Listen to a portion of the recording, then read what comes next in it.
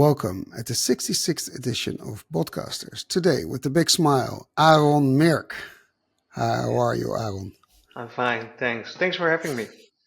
It's my pleasure. And I'm going to share something because we have something special. Where is it? And of course, if you're looking for something, you can't find it. It's always nice to start an episode with a cliffhanger. Yeah, well, I was going to. I don't know why it doesn't do it. I was going to share the cover of your book, but I'll use it as an image in the post. AI beyond the hype, right? Yeah, that's Discover how it really is with artificial intelligence. This is your book, and it's all brand new, and I had the privilege to read it. It's in Dutch, of course. But first, Aaron, introduce yourself as Aaron and the author of this book. Yeah, so I'm a writer and a speaker on technology. This is my third book on technology. So my first book was Dit algoritme deugt niet. This algorithm ain't right. It's actually a collection of poetry on technology, on the influence of algorithms, because I figured, well, AI is our window to the world. Every time we need we need help with a problem, we first ask Google or ChatGPT what to do, and all new information we get is from social media. So I figured, well, I don't know about you guys, but I didn't like the way the world was changing the last 10, 20 years. My conclusion was, well, that had to do with AI, with technology. So why not write a collection of poetry? But as you can imagine, the world keeps spinning after you publish a collection of poetry. So I figured, well, maybe I need to do something else. So I published a book about etiquette, digital good manners, how to behave online. Don't text during dinner, niet appen tijdens het eten. With really relevant questions like, is it okay to Google your appointment, your business meeting, how to behave in WhatsApp groups, on LinkedIn, via Zoom call, like the two of us right now. So that's the book that came out late 2020. And this is the last fruit of my labor, AI Beyond the Hype. I interviewed about 30 entrepreneurs, artists, academia, activists on, what should we do with AI? Because everyone's blurting out that they want to do something with AI, and I figured, well, that's the most stupidest thing you can say, period. You don't want to do anything with AI. You've got a problem, and AI might be the solution, but I'm not really sure if it's the most relevant or ethical, or cheap, or best solution. Or green? Or green, most sustainable, yeah. So I figured out that AI is such a hype, it creates FOMO, AI FOMO, and therefore overshines other solutions. And I figured, well, we as companies, as individuals, as professionals, whatever that may be, we can do better. And we need to do better, not just, for the planet, but also in the way we interact with each other. So that's the main purpose of AI Beyond the Hype. And that is one thing that you've indulged yourself in the world of AI and companies using it or abusing it. But you said you wrote, one of your books was full with poetry on technology, right? And I was just wondering, did you use AI to try to write a poem? The book was already out, but something that could have been published. Did you try that? Yeah, so that's actually a funny story. So I used around the time I published Dit algoritme deugt niet, there was a lot of attention for ChatGPT. So I wanted to do somewhat of a Turing test. So I used ChatGPT to edit my poems, and I posted those AI poems and my own poetry on Instagram. So about 8% of the people read poetry. It's more popular than tennis. And if you use the right hashtags, as we all know, you can find an audience on Instagram. So I posted my poetry and I posted ChatGPT's poetry, and I did a research: who gets more likes, Aaron or AI? And it wasn't me. No, I've lost my job as a poet to ChatGPT. So that was my the conclusion of my research. Of course, it's way more nuanced than this clickbait kind of introduction to AI and creativity, because we still need people defining what is art, what is relevant, what is worth sharing. But it does highlight the way AI or technology can change the way we work and we create new art. And what did it teach you? The fact that the AI version of your poetry got more likes and views than your own version. Yeah, so first I ended up in a state of denial. I didn't, yeah, so I that's can maybe, imagine. And then yeah. ask ChatGPT what to do. Yeah, so that's I guess that's not so strange to be a bit reluctant on the possibilities of technology, but I dove into the data and found some really interesting, pieces of poetry, content that I always share in my keynotes. Really astonished me on because it's such an interesting piece of content. And what it taught me is that, well, um, we still need people in the creative process. It's really hard to imagine the difference between nonsense and poetry. There's with in all forms of art, the line is really thin when it comes to poetry, and you still need a curator. So what it taught me is that probably technology and AI will change the way we work, but it won't make us obsolete. And I'm really glad there's some discussion, some debate going on about AI. But we're talking about the wrong subjects. We're talking about, are we going to lose our jobs because of AI? Will we all become without work? Will it be smarter than us? Will eventually end the existence of humankind? Those are really interesting subjects, but they don't have anything to do with reality. We need to talk about way other subjects. I'm really glad we've got this chance to talk about the ethics of AI and the things that do matter. So thank you. And if you then pick that up and look at all the interviews you did, and you had a variety of people in your interviews, um, what did you learn about ethics, or what the do's and don'ts, maybe?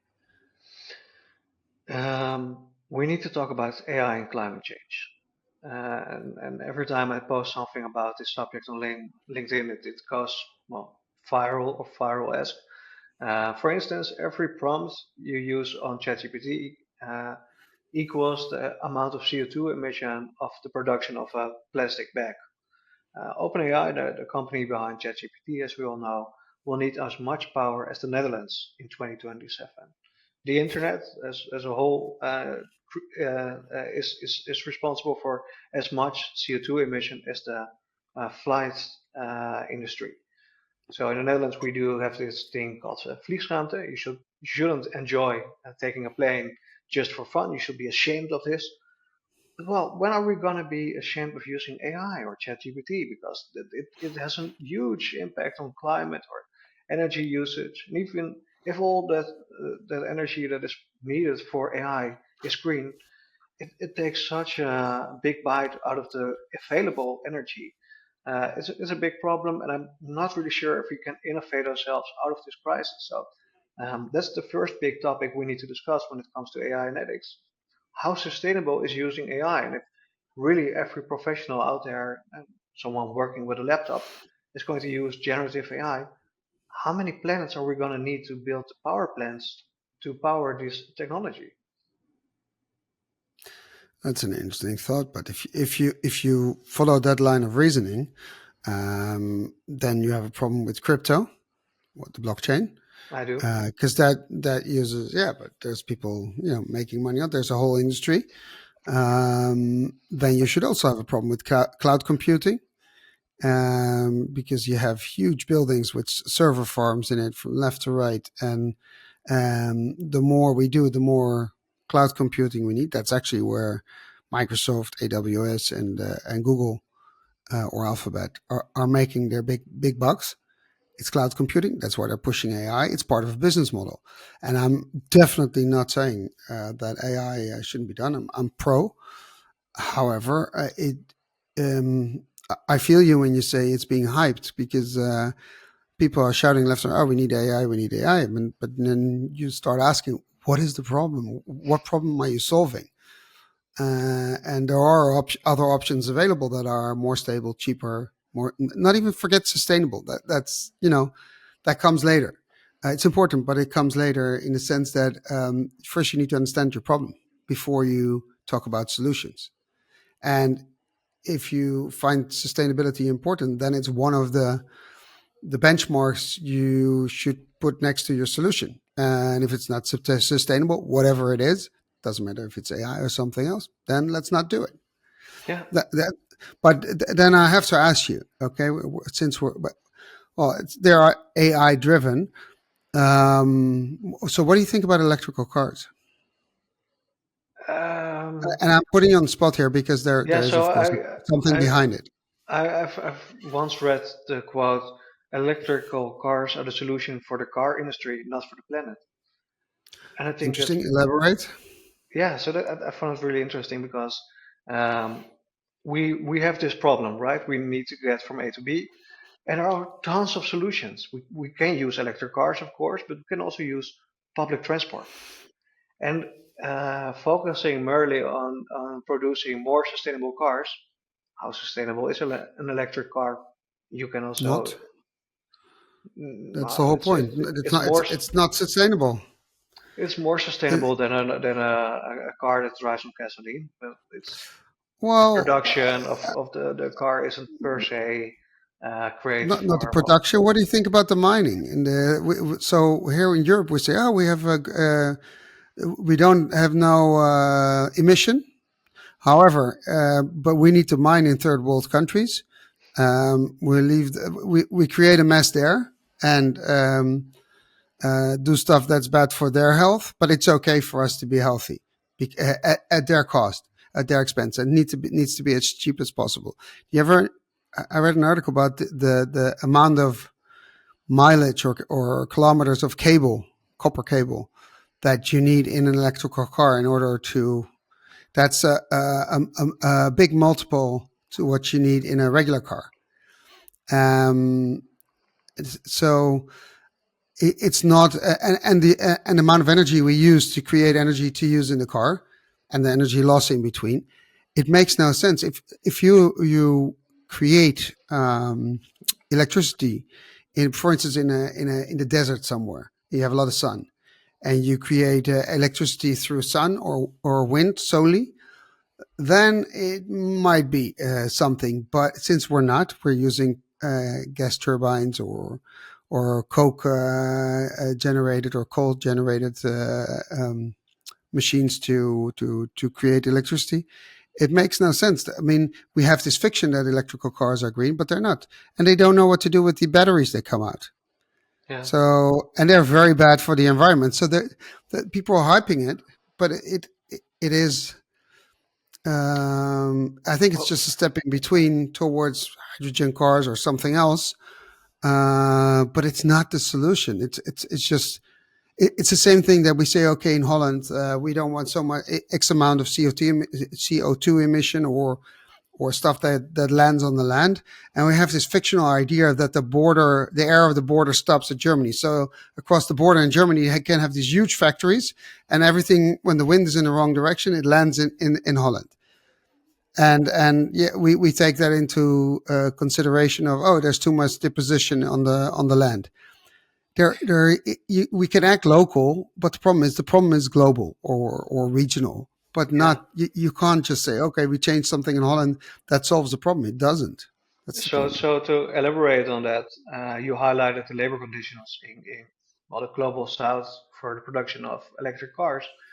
But the same goes for the AI industry. So we all have this idea that machine learning, AI, it's like a magical solution.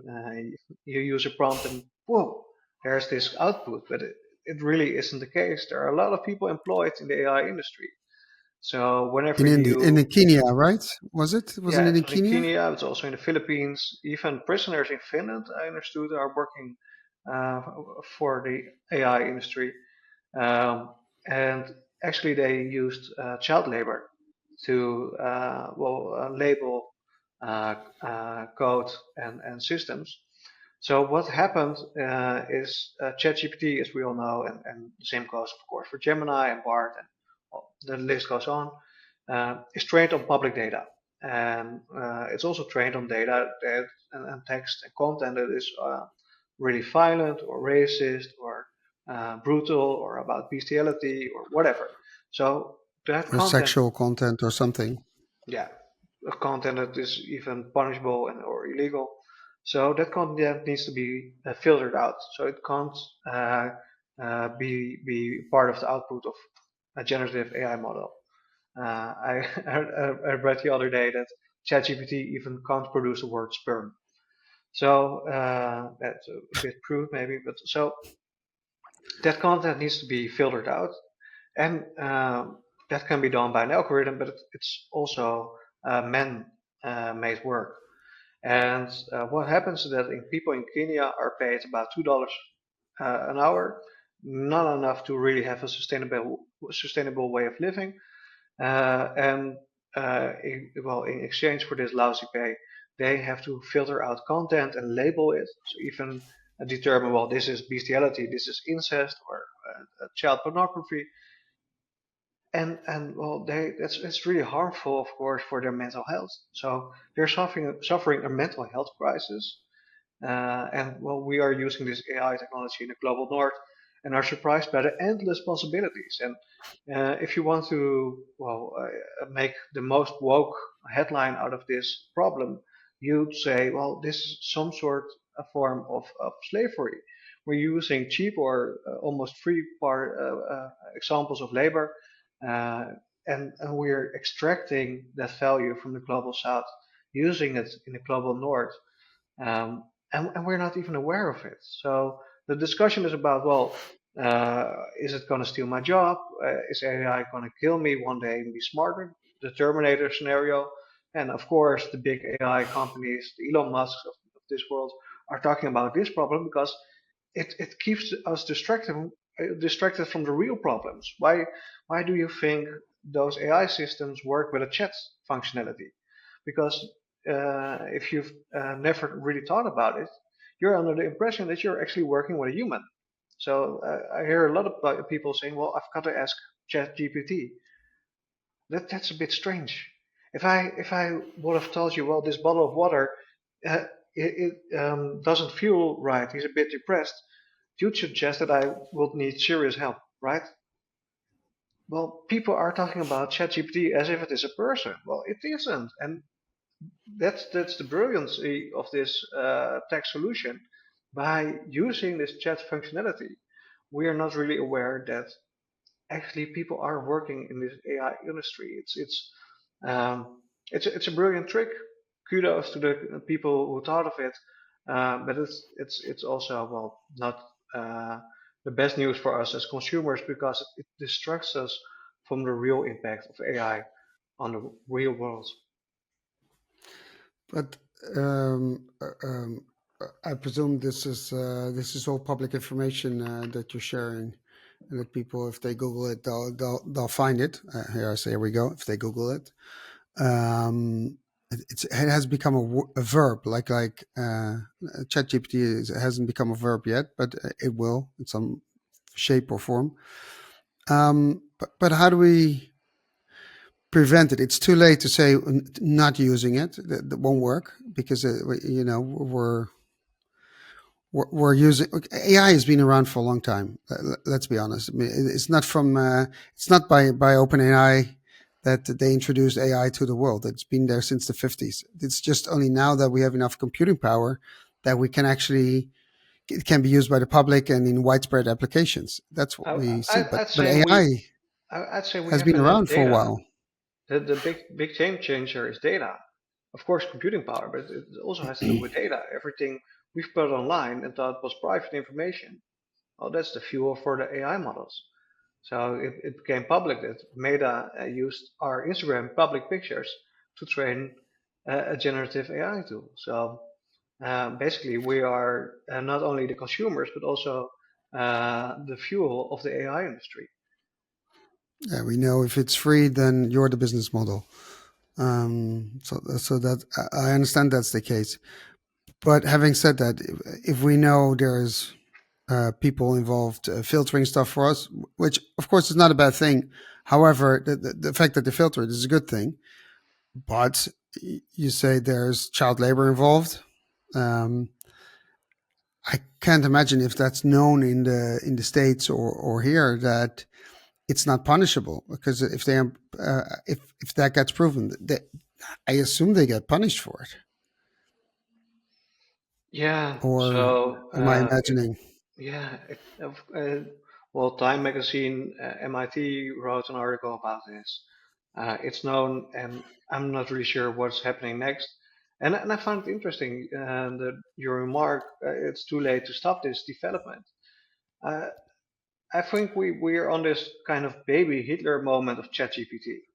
Like it can grow out to be the next Facebook or the next company that is But used. hold it, Aaron, hold on. Maybe you should make a division, because the AI and the use of AI has been around for quite a while. There's a lot of applications in daily life that we use where AI has been used for years.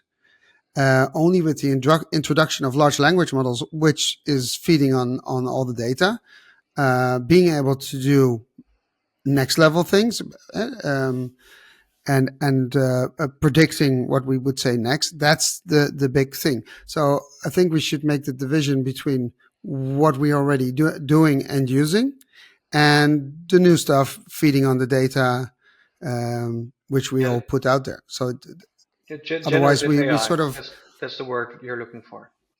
yeah, Because, exactly. yeah, so every time we open Google or Instagram, we're already using AI because that algorithm is trained on our data and changes, well, on our because of Exactly. our online behavior. So um, the question isn't, are you using AI? The question is, how are you going to use it?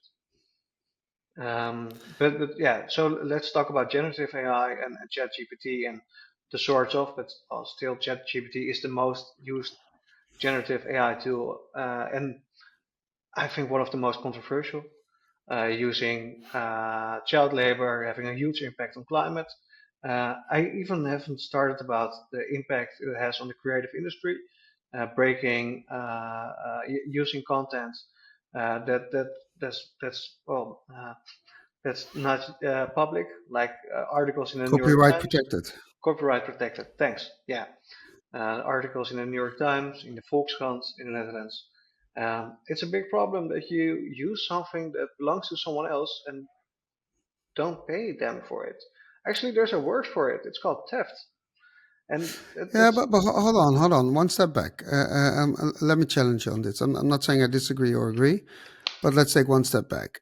If you put something out there for me to read for free, I can read mhm. it online. Hold on, no, there's maybe we should make a division. If someone puts something out there for free to read, all these people, including me, we put articles on Medium or on Substack or whatever, or Reddit. There's a lot of content, although Reddit is now going to sell the content for training purposes. That's also a thing. Um, but having said that, so if you put it out there and there's no paywall, right? Then, yeah, should you be complaining or should you be offended if it gets used to train a model? I'm not so sure. If it's behind a paywall, then it becomes more interesting. Then it's not publicly available. Then I would agree with you. Well, hold on. You're using something that is not publicly available. That means you've given yourself access to something where you have no access to, and use it to your benefit. That is something that is not correct. And if whether it's theft or something else, I don't know. We're not a courthouse. So, okay, if we talk about copyright, um, there's a distinction between everything that's open out there and stuff that's behind a paywall.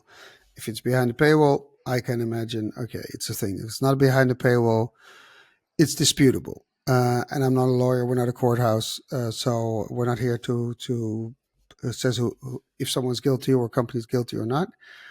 But I think you can enlighten us from the feeling of a writer.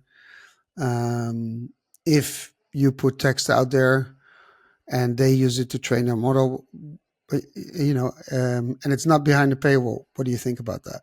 Is that good or bad? Hmm, so there's actually a lawsuit now between the New York Times and OpenAI on this subject. So that this is being fought out in a courthouse as we speak. Um, But is that behind the paywall or not? the most of the content behind. So the New York Times works like you get 5 free articles, and the rest is behind a paywall. Okay. So most of the content is behind a paywall. But if you, I guess, use a VPN or another technical solution, you're able to well hijack the system and or hack the system and There, climb over the well, paywall. there's ways anyway. There's always ways to get behind the paywall without paying. It's not. It's widely spread on the internet. You can find it if you want to how to do it, and it's not that hard. Yeah. I'm not suggesting that anybody should do that. I don't think so, but it is possible and it is being done. So usually, if you want to use content that is made by a journalist, you have to pay the company that has published the content. That's usually how it works. However, this tech industry still has the moral code of go fast and break things. So things like copyright or democracy or the climate or labor conditions, they're just really boring issues that need to be put out of the way to make a huge profit. And um, I'm not arguing we shouldn't use ChatGPT or you're a bad person if you use generative AI.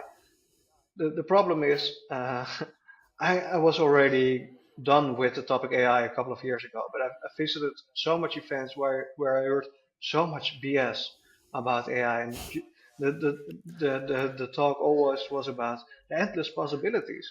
Well, that's not the whole story. We're using work that has been done by other people and is sold to us, is given to us for free via chatbots, and we need to be aware that we're using content that has been made by journalists who are not thanked or paid to share their content. And the public needs to know about this. The public deserves better than all the great stories of hyped up trend watchers. And I'm not going full Greta Thunberg and saying, well, you shouldn't, and you should be ashamed if you're using AI. But well, we need to consider it.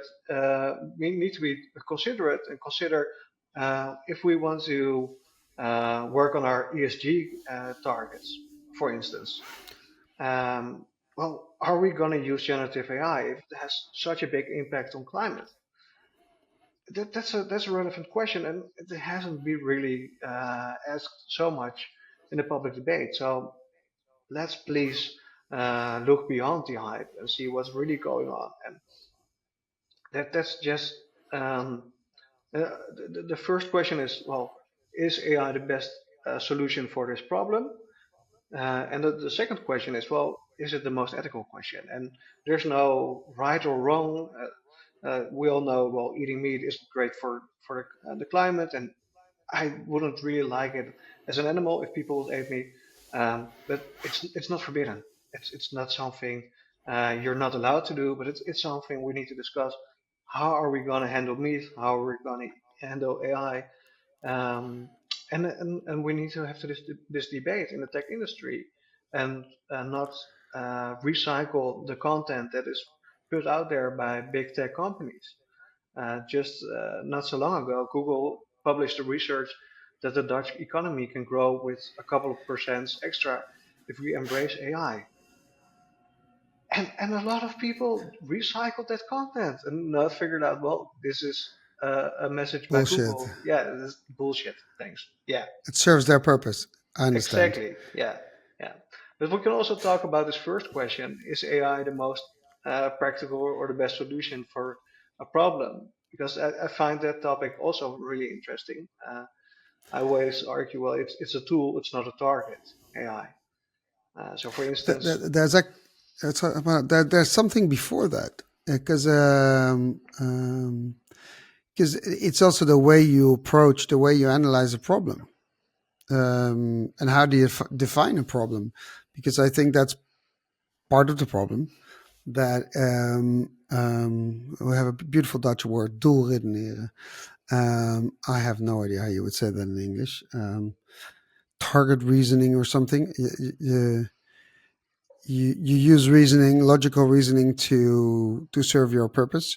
Um, uh, but if you take a step back, then if you analyze the problem, sometimes the problem is not the root cause, and you're just you're it's like a fire. You have the core of a fire that sort of feeds on the side fires, and if you start putting out the side fires, you haven't solved anything. You just you wait for the next side fire to start from the core fire. So I think it's same with problems. Seldomly or very rare you see that the people or companies pursue the root cause of their problem, because sometimes it's actually people taking the decisions that are the root cause of the problem, and hell, it can't be solved with AI. So using AI is like having a putting out the side fire instead of the core of the problem. And I think that's what we see.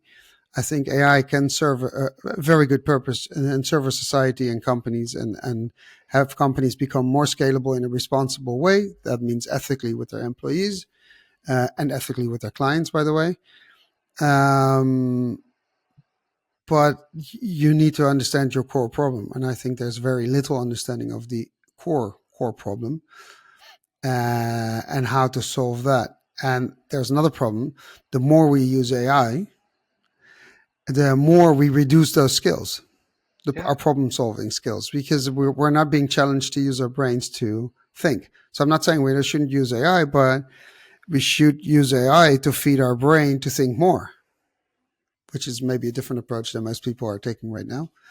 Um, so that's the way I see it. Use AI to find your core problem, and it can actually do that. It can help you ask the right questions. Forget about the sustainability for a second. It can help you ask the right questions to find the core problem or problems. yeah. So that, That might be helpful. And it's the bigger question, what are we losing? So we're gaining this intern AI assistant. It's basically a lot like an intern, so it still makes a lot of mistakes. You need to check it. And I guess ChatGPT gets paid as much as an average intern in the Netherlands, above nothing.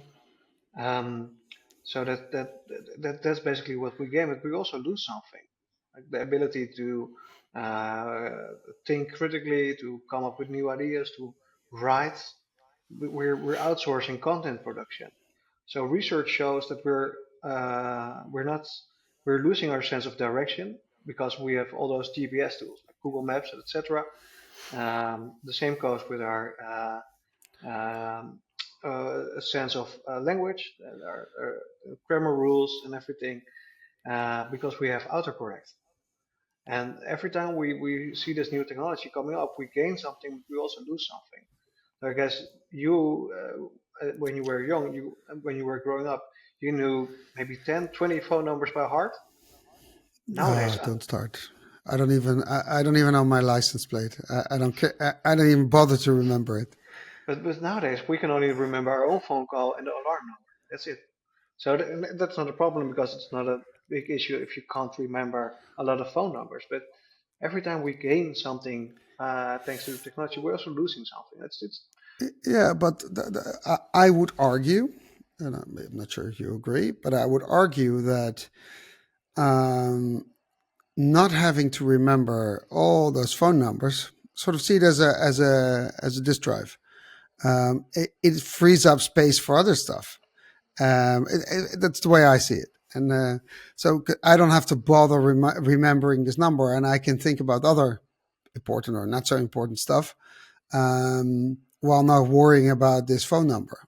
yeah, And that's the same thing if I look at school, because you're bringing this topic of remembering stuff. If you look at how the way, at least in Holland, but also probably in other countries, our schooling system is made, we teach our kids, it's basically also in our society, we teach our kids to learn stuff by heart. And it's totally dysfunctional because well, let's say that there is stuff. Why would you want to know in which year XYZ happened? Well, if you put it in a different context and not just an isolated event, then it makes much more sense. And the exact year, I can look it up because it has absolutely no relevance to our lives. Whether Columbus discovered the USA, well, it wasn't the USA at the time, in 1492, 1493, or 1498. It's totally irrelevant to our current society. I understand it's relevant, but it's not relevant to our daily lives here and right now, and not to the people in Africa and not to the people in Asia. It does matter to the people who it affects in America. I understand. But still, also in their daily lives, it doesn't matter which year it was. So if you can look it up, maybe it's a better idea given what we're looking at. And you could say it's a monster. We should teach our kids to handle the monster. And the monster is, how do you get to process so much data? Because the amount of data people have to process nowadays in 24 hours compared to when I was young, it's beyond everything we could have imagined. It's enormous. So that's one thing. And how do you sift through all that data, all that information, and know what is right and what is wrong? So how do you keep a moral compass in that? And how do you know you're not being fed information to manipulate you to vote for a certain political party or politician or to buy a certain product? And saying this, it might be highly unethical to do so, but you know it's being done. It happens. So, and you mentioned before, it's like you saw that I had Niriel on my podcast. Well, you know, you wrote the book Hooked. You also know the model of Cialdini. I would argue that AI combined with these models is highly dangerous, because if it autonomously starts executing and you tell it, well, don't think about the ethics, it will go on until you buy something. But it already And does. use every We're yeah, well, already not at that stage. Near, yeah, but AI not. well, It's how AI, you use it. Facebook is AI. Facebook feeds you information to vote for, or actually not to go, not to vote. So in the 2016 campaign, when Trump won the election, um, he of course made a deal with Cambridge Analytica, was able to buy data from Democratic voters who were in doubt whether to vote or not, was able to target them, make them believe that the elections were rigged, and of course they stayed home and Trump won the election in 2016. So we already have this influence, this impact of AI, and the theory of near AI, and it's already shaping our society. So it's already there, and it's not something from the future.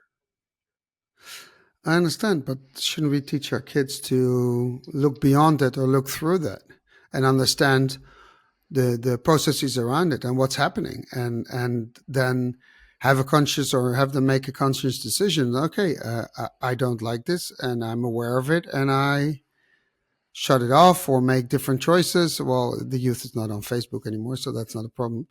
But you know what I mean. It's if you look at Instagram and all these influencers, yeah, I'm sometimes I'm looking at them, I'm laughing. They'll drive Ferraris or Lamborghinis. It's like, and then you see this other article. Yeah, they'll rent cars, etc. But it is what they want to believe. They're like this get quick rich fix. Go live in Dubai and you'll be filthy rich. It doesn't work that way. It doesn't exist. And some people are lucky. Yeah, no problem. But most of them really worked hard for that. You know, it's not, that didn't come easy. And if they want you to think that you can get rich quick and buy their system, that's how they're going to get rich, Yeah, right? it's like a So that's the pyramid story. scheme. Yeah, but the problem is, it is what people want to believe. They want it so badly. That's also the thing, I think, with all the social media, that you see these images of not realistic things or not realistic lives or wannabe people. Um, and people are lacking, I think, the human connection in their lives, so they sort of strive to be that. And I understand it's a whole business model because it's about likes and views, and then they get money from Instagram to attract those. And the more eyeballs they have, the more advertisements they can sell. I understand the model. So maybe we should forbid or have forbidden that on those platforms you can actually advertise. I think then the game will be a totally different game. So if you can't advertise, it doesn't matter how many eyeballs you have. But it also has to do with the way those But platforms work without influencers needing to earn money. So if you watch one type of content on YouTube or TikTok or Instagram, uh, smiling cats, well, the for algorithm will instance. find your weakness and will exploit it. So I because the other, understand, but if there's no if you wouldn't allow advertisements, okay, let's say you would forbid advertisements on Instagram, Facebook, I don't TikTok. I don't even know if there's something on X. But let's assume you could do that. No advertisement. Then there's no cash flow going in to pay to influencers. So anybody can do it. So I think all influencers would stop because there's no cash flow. They only make content because they make money on it because people are watching it, and they get that money only because they have viewers, which attracts advertisers. yeah, That's the game that's being played. So if there's no advertisers, there's no influencers, and probably a lot more happy people. Um, Besides the influencers that won't be happy. But if you would do that, then okay, we wouldn't have to teach our kids what is true, what is not true. It would disappear by itself. But it won't disappear. We know that because you can't forbid it. These are private companies. Then maybe we should treat it as addictions. Then all of a sudden it becomes a different thing, a digital addiction. Okay, it's not it's not in our laws, but maybe it should become a law that if you use models that addict people to certain software, like with cigarettes or alcohol, it can be forbidden. Like you have to say if you have in a video you're promoting a product, you have to put that in, right? hmm. That you're obliged to say that we're promoting X, Y, Z. That's what influencers now have to do, or we're being paid by. Yes, So I would love our kids to learn how to recognize the bullshit and the models, and understanding that they're being played with. And the moment they understand they're not being played with anymore, then it's not interesting for those platforms anymore. And we look at a different, maybe a bit more decent world. A bit more decent. Not. yeah. It's only. So It's part of it. the bigger problem is that, and that's the funny thing I actually think is AI isn't making us more productive the way we use it now because it's used to well, make us addicted to Instagram, to TikTok, to YouTube. So the funny thing about the whole big AI discussion is no, it's not new. You're already using it. By the way, you're using it and are being not so productive as you'd like to be. So that's the way AI is changing the way we work. Every day we spend about 2.5 hours on social media. In the same time, you can learn 1.5 language every year. That's a lot of time. It's just being spilled Yeah, watching dumb videos Aaron, of cats. you realize what you just, in a positive sense, you realize what you just said. For you, it might be, yeah, it's logical, but it's like, um, it's like a company spreading a disease, and then oh, by the way, we sell the cure. We also sell the cure or the antidote. That's basically what you're saying. And if you zoom out, then it's like a horrible. No, I understand and I appreciate it. But it's a horrible statement if you start thinking about this. But then all of a sudden, if I, yeah, I didn't think about it this way. You sort of push that button. But let's take Meta, right? on the one hand, they're putting out open source models, LLMs or AI, whatever you want to call it. And at the other end, they have Facebook, Instagram, and WhatsApp. Although WhatsApp is addictive, but it's also highly functional. There's a complicated line between functionality and addiction. For a lot of people, it's an addiction. New message, yes, no, or it's an efficient way of communicating. But that's in the person. But they have managed to create all these addictive, because they've applied Cialdini, Fogg, Hooked. These addictive platforms or software, what do you want to call it? And at the same time, they're creating AI that make us more productive. And on the other end, but look at how much productivity you're throwing away. So the question is this spiral going to cause huge amounts of burnouts? Because my fear with AI is something, if companies introduce it to become more productive, the ethical ways would say, okay, let's say we have 200 people employed, we keep 200 people, we introduce AI, and we're able to grow without having to grow in our staff. This is an ethical way of doing things. And we keep our people, we get them we train them and upskill them, et cetera, but we don't have to fire anybody. And we're prepared for good times and the bad times. But my fear is that employers are going to say, oh, we have this AI thing, and now you can be twice as productive because all the repetitive tasks are gone, administrative work is gone. So now you can speak to twice as many clients a day, just an example. And then that's going to be their KPI, and people are going to stress out. And combine that with all these people complaining about the same thing on social media. I say, I have that too. I think we're going to see an explosion of burnouts and some bore-outs actually too, because some people are actually happy doing repetitive tasks, and taking that away from them might probably wouldn't bore them, but will stress them out.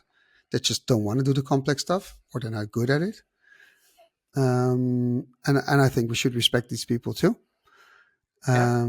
So how do you see this? This is going to be like a really weird equation. So we have companies that bring out software that take away our productivity. They bring out stuff that allows us to create, or our employers to create extra productivity for us.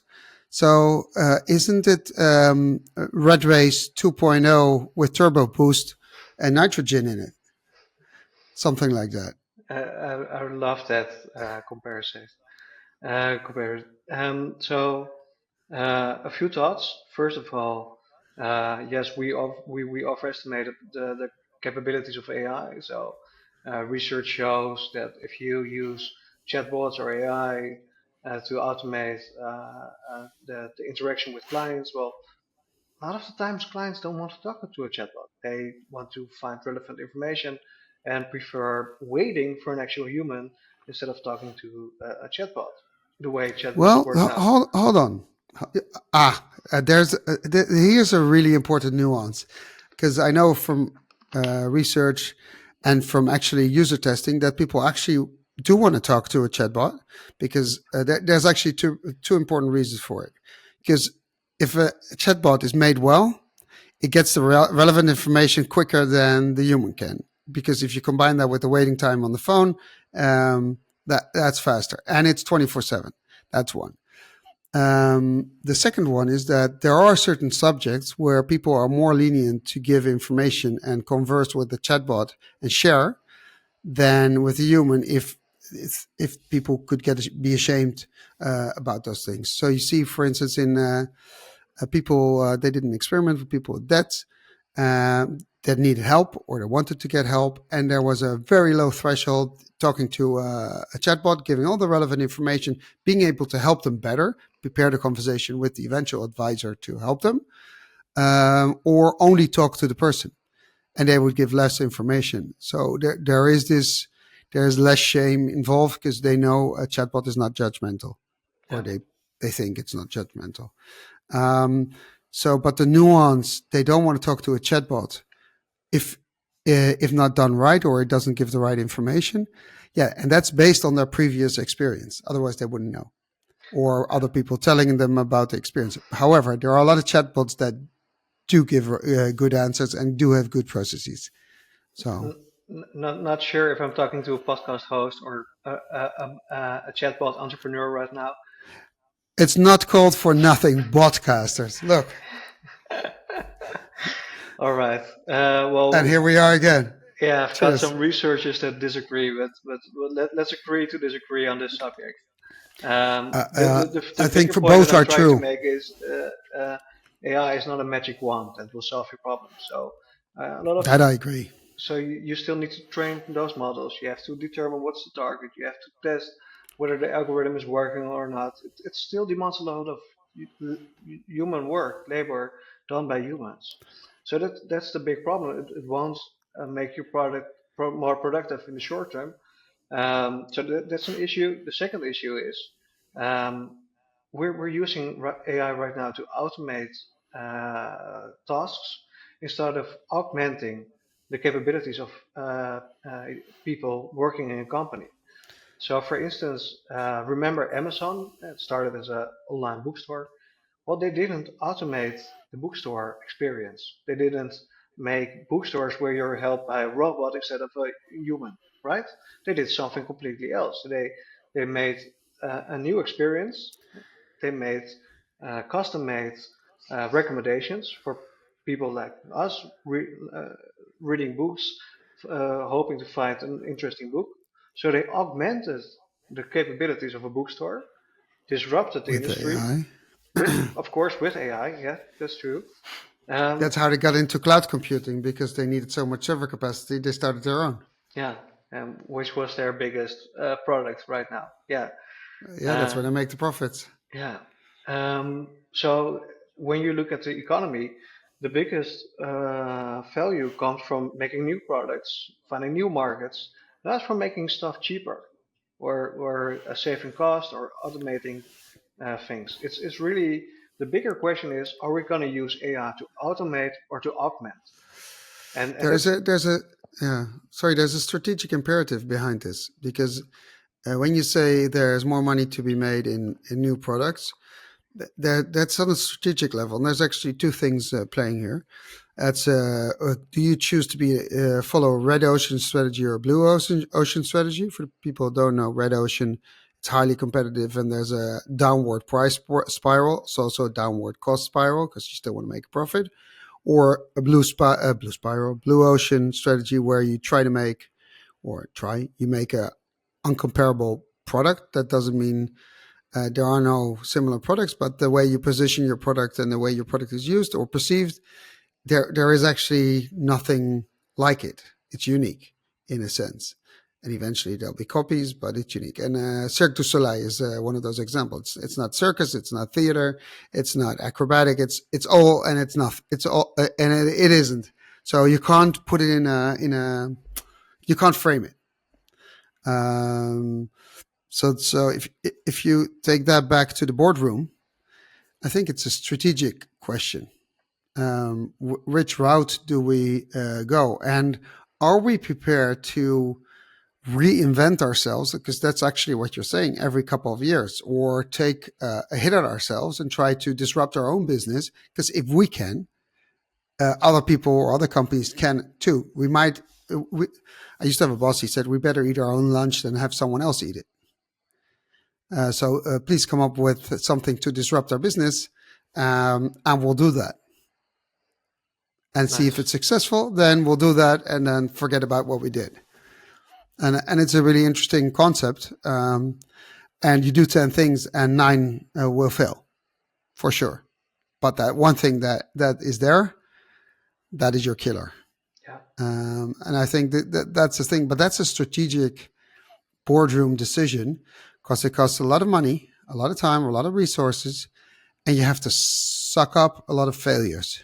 And that's boardroom people don't like failures typically, because especially if they have shareholders that demand short-term results, it's very hard to have 10 fuck ups a year.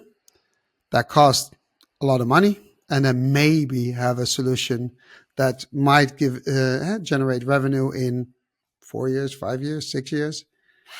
Yeah, but that's I guess the big opportunity of generative AI. It doesn't really cost that much money. So you have this staff of 200 people in this example, and you can use AI to augment their capabilities or maybe to automate some of their tasks. So you, with the same cost, you're able to, well, target more markets, enter new countries, develop new products. It may be possible to grow in product line or in markets or in revenue without increasing your costs. Yes, that is true, but people thinking that AI or implementing AI is cheap, it is not. And especially because the amount of time you need to get to a certain level, and it costs a lot of resources, not only money, but also server capacity and people. People and knowledgeable people in this field are hard to get and expensive. And you want to hire a consultant, same thing. It's not cheap. But if you want to move forward, that's the challenge you have. You need to invest, and not short term, long term. So Yeah, it's a commitment, strategic commitment. yeah. And but if you look at the people you interviewed, how did they perceive that long term? Did they perceive it as a long term thing, or was it a short term, like hit and run? Okay, let's do that and make money or save money.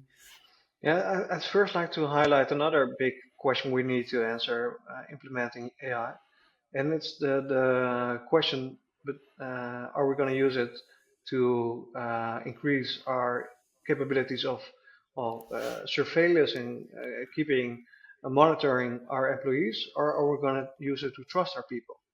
So the way AI is used nowadays, it's really a surveillance tool. We're able to track the work of our colleagues, to The monitor it. barista example. Yeah, of course, the barista example, but a lot of work is being monitored, and it also has to do with the lockdowns, working from home, in the COVID periods, the lockdowns. So the Google search query, how to monitor employees working from home, uh, the usage of that query increased with 1700% during the lockdowns. Crazy. Yeah, so that really says a lot of about how we trust each other in the workplace and how we not trust each other. And well, the big promise of AI is, well, you're able to be more productive, but then you have to standardize work and you have to find, well, ways to improve it. So what I found interviewing experts for this book is that you're able to, well, monitor the skills and the work done by employees. For instance, you can conduct a complete research and keep track of all the work, but then, well, you probably find that people who are relatively new or people using products that are new, they don't work as well as other people. And that makes sense because they don't have enough experience or not enough experience with a certain product. But there is a consequence of this consequence, and we don't really keep in mind, and that is that people will be reluctant to use these new products because they're afraid to fail and take more time or don't do the work as well as what they're expected to do by the algorithm.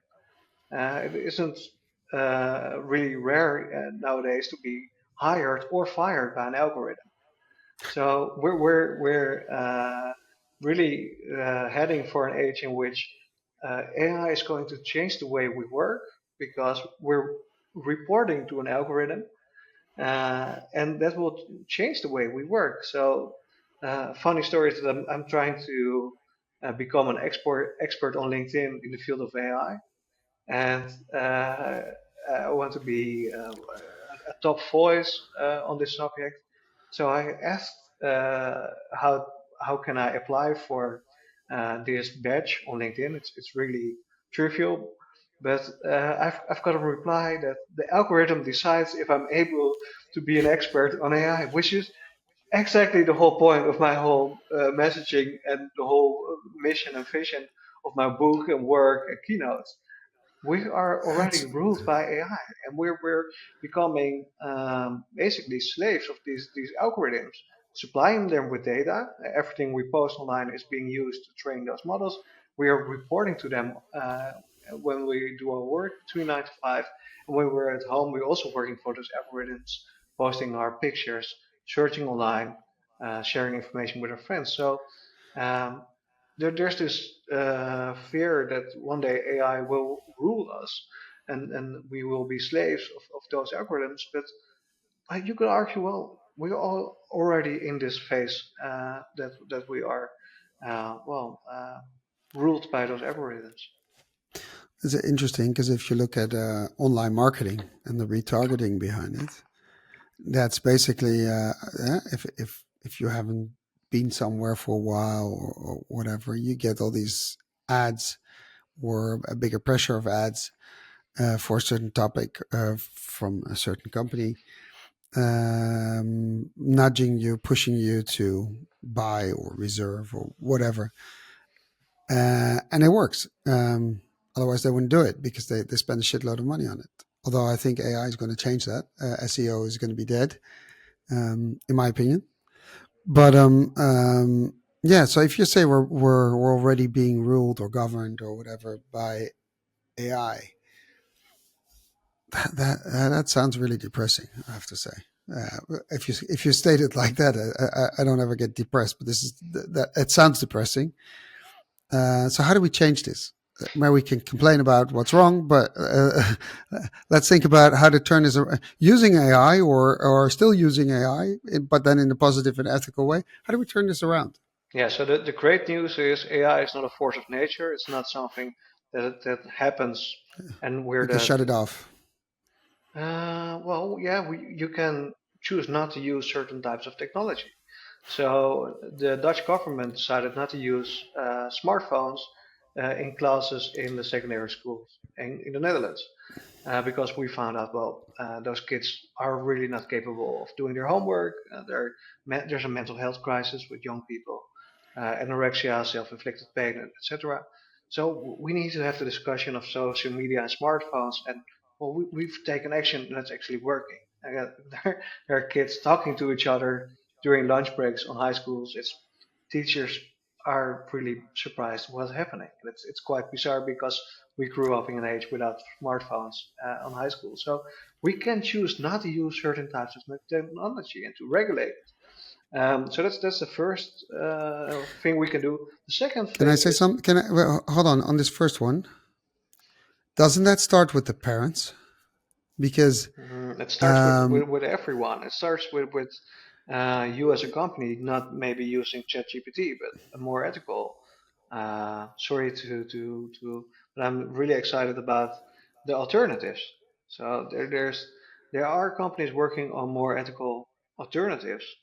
So for instance, you can use Google, but of course you can use DuckDuckGo, and that's I do. the well then you're already being part of the solution. And that's why I mentioned we're in this baby Hitler moment of ChatGPT.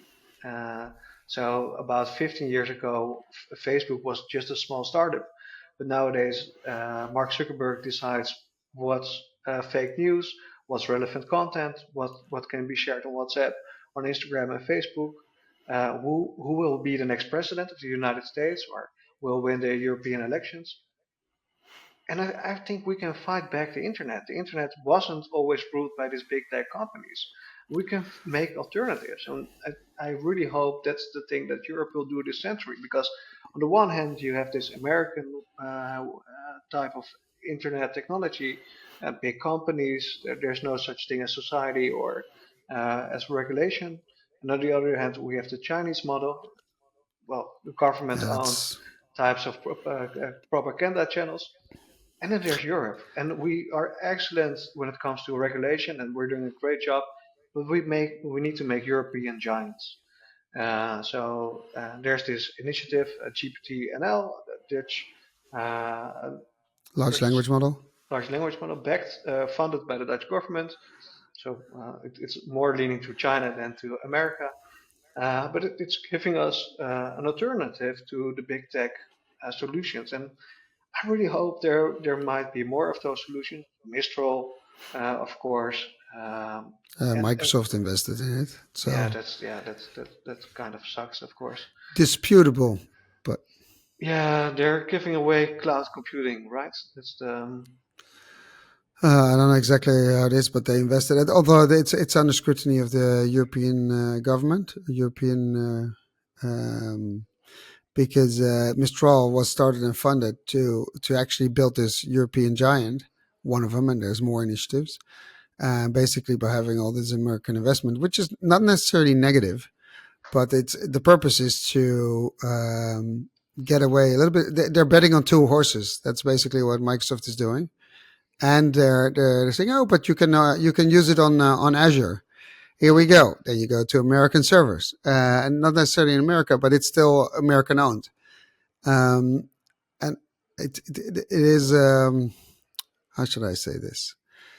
Um, it the way we do things also in Europe, it's a bit half baked. Um, um, you have to admit, and if they do something in America, they do it big, and like the amount of money that was poured into OpenAI and the speed at which it was poured in. I mean, European investors are like, let's do a little bit and let's do it really slow. Prove yourself, and they can. Well, here we can do baby steps. Over there, they can do take giant steps, and I think that's part of the difference. Americans are or in American culture is more to think really really big, and we tend to think, well, let's yeah, but take it easy and slow and see what's happening. it has to do with ecosystem, with capital. It has to do with a bigger market. We have like 20 small markets. They've Well, got a big market.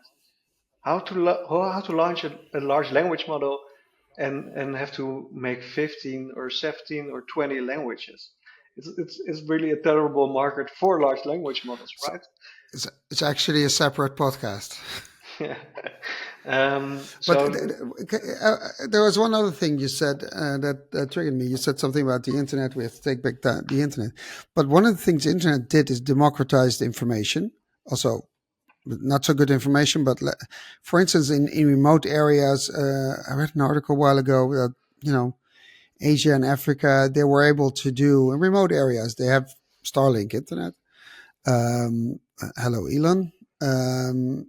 But they were able to discover new ways of doing agriculture and applying techniques and running into problems, see how other people solved it, and improving really, really quickly.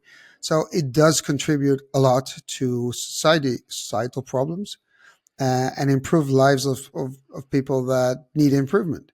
So it's not only bad; there's a lot of good in there. And I think that's what I said earlier. I think we should teach the youth how to find the nuggets, the golden nuggets on the internet and in AI, and understand how to sift through these things and get good stuff out and push the bad stuff away. yeah, so that I agree. It's and it's not all bad, and there are some great products and some big opportunities. So I'm totally on board. But I think we need three solutions for this problem. First of all, we need better regulation. Well, the AI Act, there's already some action in Europe. We need alternatives. We need something to choose to pick. So there's DuckDuckGo, there's Google, there's Signal, there's WhatsApp. We need an alternative to the large language models from big tech companies. But it also has to do with us, people, everyday people using different platforms.